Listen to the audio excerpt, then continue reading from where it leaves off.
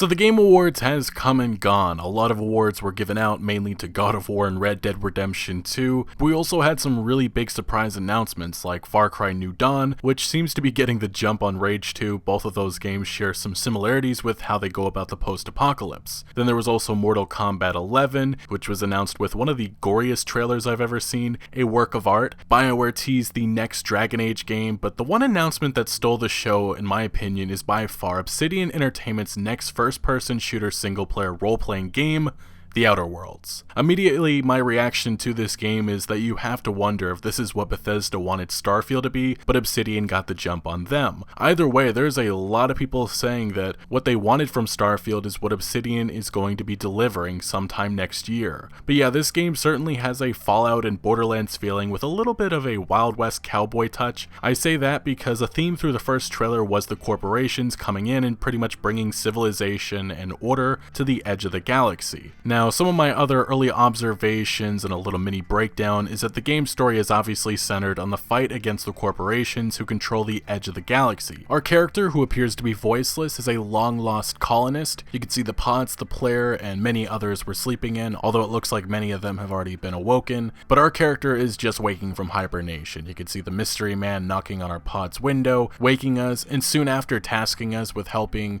save our fellow colonists or settlers who are abandoned at the edge of the colony, and also fighting back against the corporations who are working together and controlling everything. Now, based on what we've seen so far, we do know the currency is bits based on an advertisement. Some of the corporations include Auntie Cleo's, which seems to serve general and medicine needs. Spacer Choice seems to be more focused on weapons, and they also have, I think, a sub-company like Edgewater, where we can maybe take jobs or bounties. Then there's Vulcan, that specializes in more advanced weaponry. It'll be interesting to see if these companies work together, or maybe a power struggle happens that creates chaos. So I would imagine we're probably going to be able to choose how we go about this, possibly being able to join different factions in the fight for control. Judging by just this trailer, there was a large emphasis on dialogue and character interactions, something that I loved in Fallout New Vegas. And looking at our first screenshot of the dialogue options, it looks like we will have skills and perks that will help or hurt our character in conversations. And I just love consequence within role-playing games like this. We didn't get to see too much combat, but we did see a few space battles, something that we'll actually be able to customize as our ships, but this does mean that we can travel to, I believe, the 2 planets that are a part of the colony, and also there was some melee gameplay and gunplay shown. In the few combat scenes we have, we can see the player or an NPC using a shock baton, a laser gun, a sniper rifle, some sort of machine gun, a handgun, and then there are a few more that we don't have names, or I really can't describe them yet, like one shoots out electricity. There definitely feels like there will be a lot of variety with weapons, and hopefully with customization.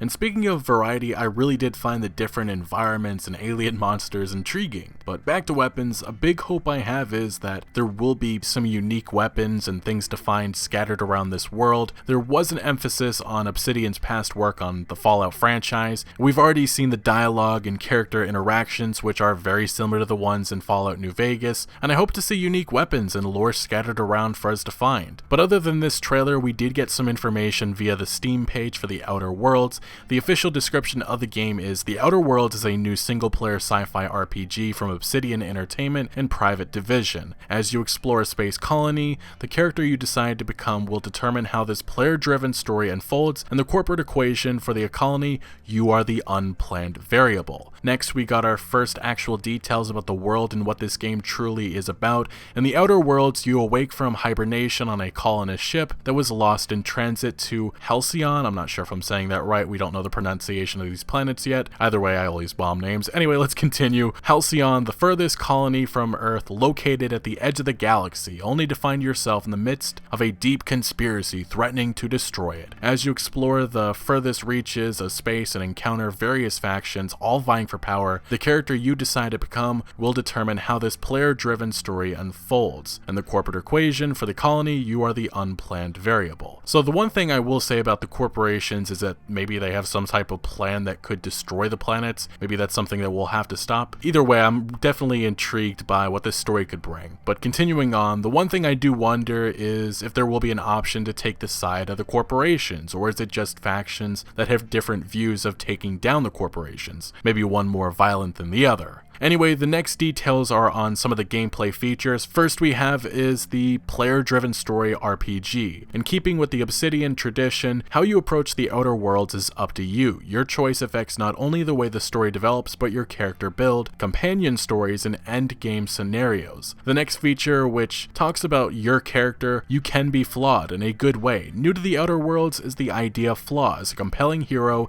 is made by the flaws they carry with them. While playing the Outer Worlds, the game tracks your experience to find what you aren't particularly good at. Keep getting attacked by raptidons? Taking the raptiphobia flaw gives you a debuff when confronting the vicious creatures, but rewards you with an additional character perk immediately. This optional approach to the game helps you build the character you want while exploring Halcyon. Something that has also been in the Fallout games like New Vegas is companions, and that's another feature confirmed, as you can lead your companions. During your journey through the furthest colony, you will meet a host of characters who will want to join your crew. Armed with unique abilities, these companions all have their own missions, motivations, and ideals. It's up to you to help them achieve their goals or turn them to your own ends. But finally, to the last feature, it said you can explore the corporate colony. Halcyon is a colony at the edge of the galaxy owned and operated by a corporate board. They control everything, except for the alien monsters left behind when the terraforming of the colony's 2 planets didn't exactly go according to plan. Find your ship, build your crew, and explore the settlements, space stations, and other intriguing locations throughout Halcyon. Interestingly, there has been some wonder if this game will be a fully open world title, because so far, it doesn't seem so. What I think is the case is there will be a certain section of both of these 2 planets that will be explorable, as well as part of space. This doesn't seem to be No Man's Sky going planet to planet, which actually may be a good thing. Also, this game previously has been described as being a AAA title with a tight scope, so that just makes me wonder if this is fully open world. Anyway, yes, this game is coming to PlayStation 4, Xbox One, and Steam, as even with Microsoft buying Obsidian, there was already a deal in place before for Obsidian to make a game for Take-Two Interactive's new private division. Although after this game, I'm not quite sure, as it's unclear what deal Obsidian signed with private division. Was it for 1 or more games? That's kind of the question. Also, if you were curious, this game is running on the Unreal Engine 4, and our next reveal will be coming from PC Gamer, well, actually later today. As they state on their website, we had a chance to visit Obsidian ahead of the Game Awards, get an early look at the Outer Worlds, and talk to co-directors Tim Kaine and Leonard Boyarsky. Check back in at PC Gamer for a deep dive on Friday at 9 AM Eastern Standard Time, which is actually just hours from now. And additionally, on the Outer Worlds website, there are a few new gameplay images,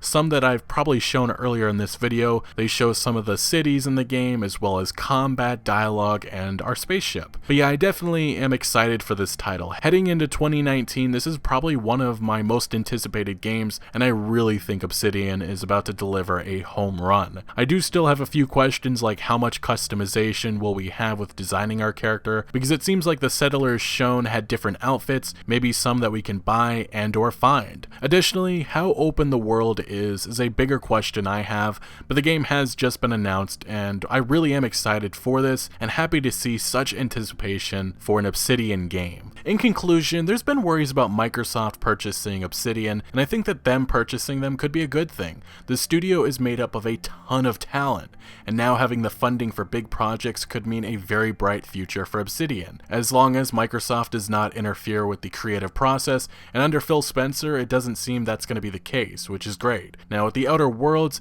there's just a combination of different things here. I said earlier this felt like Fallout a bit. Actually, it feels like it a lot, especially with how dialogue appears, and I imagine how combat will feel. But I also mentioned Borderlands, because it seems to have some of that goofy humor, and I just get a Borderlands vibe with some of the locations that were shown. But what it looks like Obsidian is doing here is using that role-playing formula that they used in Fallout New Vegas and pushing it further. I just like how new this feels, with all the different weapons, environments, aliens, and most of all, I've been dying to see a new Fallout-like experience. For the last few years, I've been hopeful we'd see a Fallout New Vegas 2 or another spin-off with Obsidian. I recall getting excited just over the rumors of them doing a spin-off Fallout New Orleans. Obviously that was a false rumor, but the point is I really wanted to see Obsidian make a game like Fallout New Vegas again, and I really think we're going to be getting that just with a fresh start. New characters, factions, story, features, weapons, setting, and more. That creative freedom, and now having Microsoft backing them, has me excited for whenever this game drops in 2019. Although with it being announced here in December without a specific date, I think we'll see it later in the year,